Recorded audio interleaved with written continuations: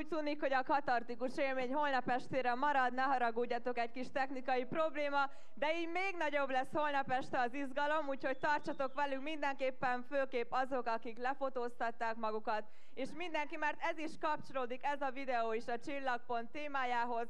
Tartsatok velünk holnap is, a koncert előtt vagy után láthatjátok, természetesen be fogjuk harangozni a holnapi nap folyamán is. Köszönjük szépen a türelmet, és esti mese következik. Köszönöm a kollégáknak a segítséget, úgyhogy ezt mindenképpen várjátok meg, mert ennek is már hagyománya van itt a Csillagponton. A videót pedig holnap láthatjátok. Előre is várjuk, már mi is nagyon izgatottak vagyunk, most pedig esti mese következik. Mindenkinek jó éjszakát kívánunk, és vigyázzatok magatokra, egymásra. További áldott csillagpontot kívánok, sziasztok!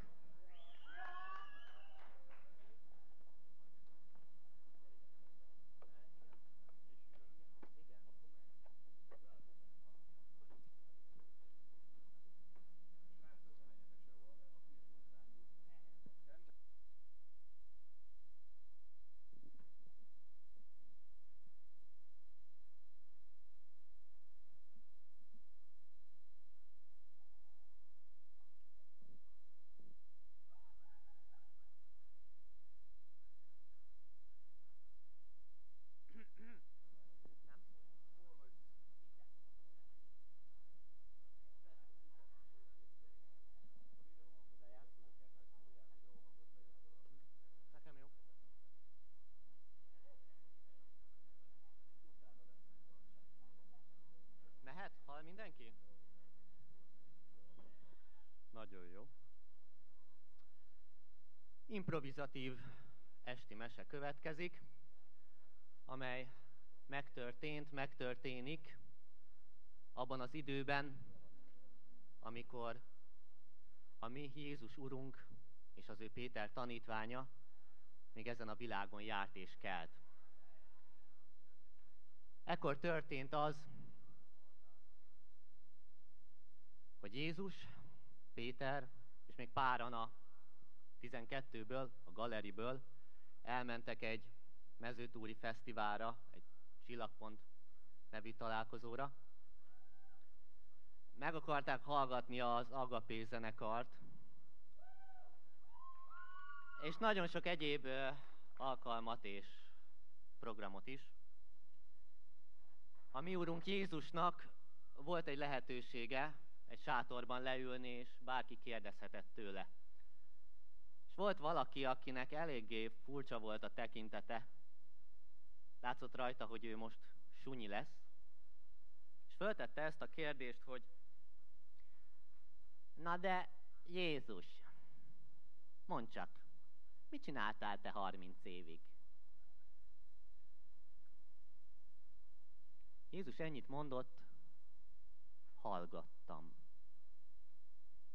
Hát és mit? És Jézus belekezdett egy történetbe, amely így szól.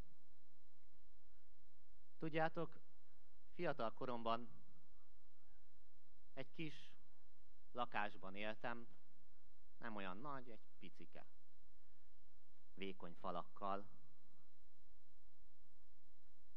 és próbáltam felkészülni, tanulni, olvasni, művelődni, megérteni az embereket, megérteni azt, hogy mit miért csinálnak, és hogy mire van szükségük igazából. Azonban kora reggel, amikor fölkeltem, azt hallom, hogy a szomszéd, egy öreg úr, kicsit nagyot halló, iszonyatosan, hangosan hallgat valami zenét. Zongora szól benne, és elvonja a figyelmem. Nem úgy, hogy rossz, hanem úgy, hogy érdekes, szép, megragad a dallama. És ez megy egész nap. És este, amikor lefekszem, azt vettem észre, hogy már megint nem olvastam eleget az írásokat, már megint nem értem eléggé az embereket, mert engem ez a dallam jobban leköt. Másnap reggel megint, és ez így megy minden egyes reggel, és így telik el az egész nap. Így hát, mondja Jézus, az egyik nap átkopogtam. Az öreg úr kinyitotta az ajtót, beengedett, és elkezdtünk beszélgetni. Nagyon sok mindenről beszélt. Beszélt a zenéről, a zene szeretetéről. Különböző bakedit lemezeken keresztül megmutatta a történelem nagy zenészeit, azoknak nagy műveit. Bach, Beethoven, Mozart. Én csodálattal hallgattam nem csak ezeket a dallamokat, nem csak ezeket a tételeket, ezeket a gyönyörű zenéket, hanem azt, ahogy ez az öreg ember olyan átéléssel beszél. Egyszerűen megragadott, megfogott. És úgy éreztem, hogy én itt akarok lenni, és hallgatni. Így aztán minden reggel átmentem hozzá, ő beszélt, újabb és újabb zeneműveket mutatott. Amikor pedig rávettem magam, hogy igenis olvassak, művelődjek, akkor újra és újra meghallottam azt a gyönyörű zongora művet, amit nem mutatott meg, amiről nem beszélt akkor, amikor ott voltam nála. Egyre kíváncsibb lettem. Nem akartam rákérdezni, egyáltalán nem is akartam kérdezni semmit. Azt akartam, hogy ő maga hozza föl egyszer majd ezt a gyönyörű dallamot, és ő maga beszéljen róla. Aztán így eltelt sok-sok év. És azt vettem észre, hogy mindenről beszél, csak arról a zongora darabról nem. És azt vettem észre, hogy amikor direkt nem megyek át, akkor már nem azt hallgatja. Egyszerűen, mintha eltűnt volna. És ez a dallam kiveszett az én fejemből is. Többé nem hallottam, már nem emlékeztem rá. És akkor eldöntöttem, hogy legközelebb, ha találkozunk, akkor megkérdezem, hogy mi ez? Mi az a dal? Mi az a gyönyörű zongora darab, amiről eddig még nem beszélt, és amit mostanában nem is hallgat? Következő reggel azonban nem én mentem át, a fia jött. És elmondta, hogy többé már nem fogok találkozni az ő édesapjával, mert az ő édesapja többé már nincs. Elment. A kíváncsiság gyötört, ezért megkérdeztem, vajon tudja-e, hogy az ő édesapja mit hallgatott? Mi volt az a zongoramű? És a fiú elmondta, hogy bizony az ő apja zongoraművész volt. Gyönyörűen zongorázott. Célja volt, hogy egy nap megírja a szerinte leggyönyörűbb dalt, ami csak létezik.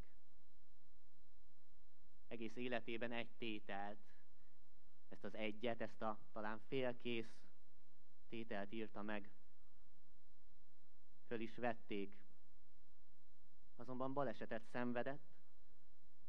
A keze olyan módon megsérült, hogy többé már nem tudott zongorázni.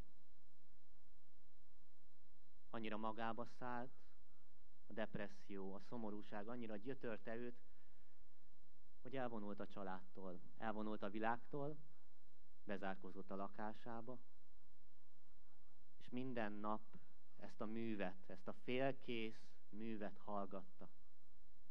Azért, hogy szenvedtesse magát, hogy gyötrődjön, hogy egyszer talán lehetett volna valaki, hogy egyszer talán elérhette volna azt, amire vágyik. egyszer talán boldog lehetett volna. Ez a mű emlékeztette őt arra, amit nem érhetett el soha.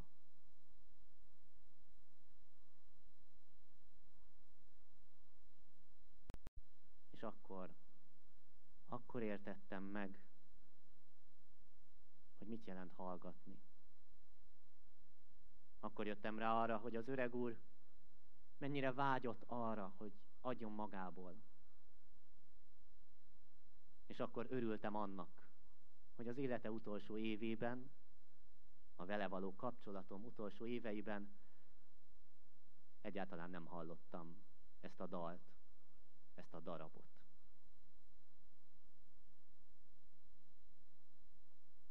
Jézus elcsendesedett, befejezte a történetét.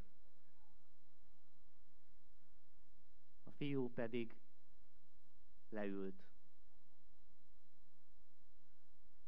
és ezt kérdezte, hogy na igen, de te tanultál. Ő tanult, mert volt rá neked is 30 éved, volt rá neki is. Rengeteg ideje. De vajon nekem, vajon nekünk van-e elég időnk mindenre? Jézus pedig ránézett a karórájára, megkocogtatta a számlapot, és csak ennyit mondott: mindig van idő.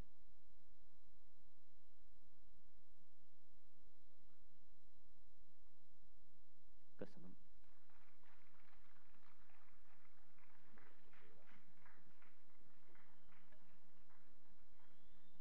Köszönjük szépen a lélekemelő esti mesét.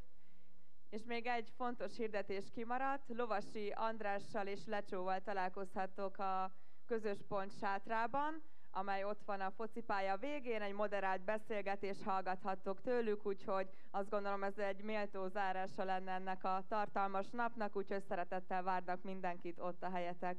Jó éjszakát még egyszer, sziasztok!